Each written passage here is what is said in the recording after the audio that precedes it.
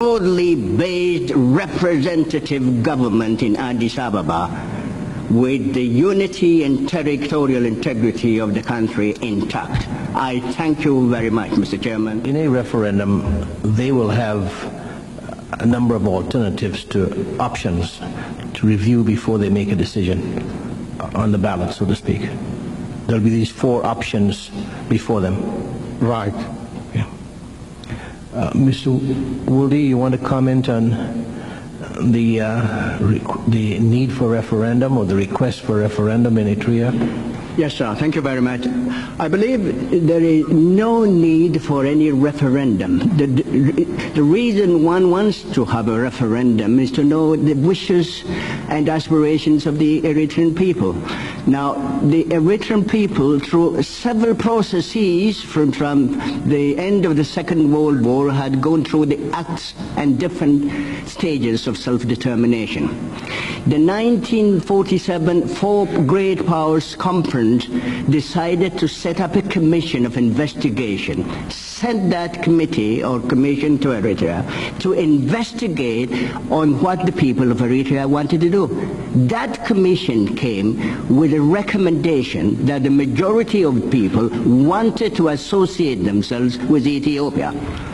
But later on, the 4 Power Great Commission's responsibility shifted from there to the United Nations. And the United Nations set up a United Nations Commission for Eritrea, which had 5 members of it, 3 of whom were violently opposed to the Ethiopian nation state, particularly Pakistan.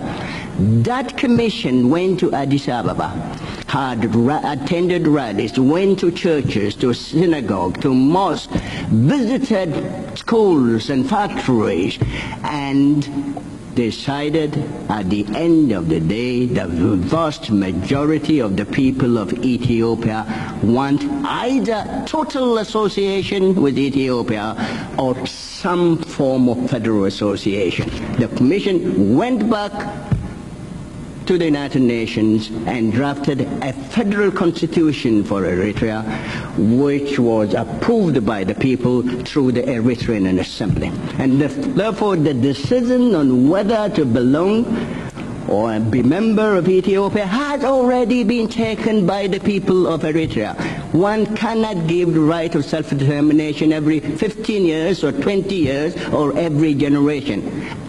But if it is found necessary at some point in the future for the people of Eritrea to decide the future, well then, since there are so many developments since the Second World War, and the people of Ethiopia are affected in many ways through direct cultural, political, and economic interrelationship, that opportunity or that referendum should be made available, should be made open to the people of Ethiopia, and so that the people of Ethiopia should decide.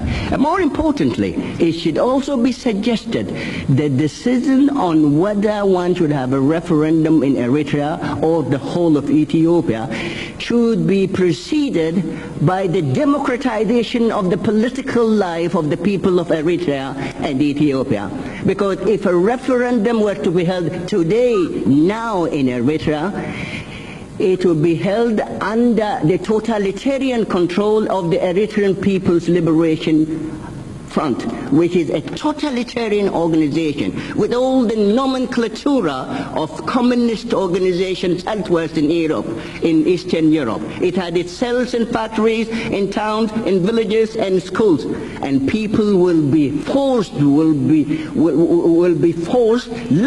forced to vote for the referendum. There are some of us who cannot speak for unity of Ethiopia even in this country. We are harassed. Is it possible for an Eritrean living in Eritrea under these conditions to vote of his own free will to join Ethiopia? And therefore these are some of the considerations that have been taken into place, Your Excellency. Thank you very much.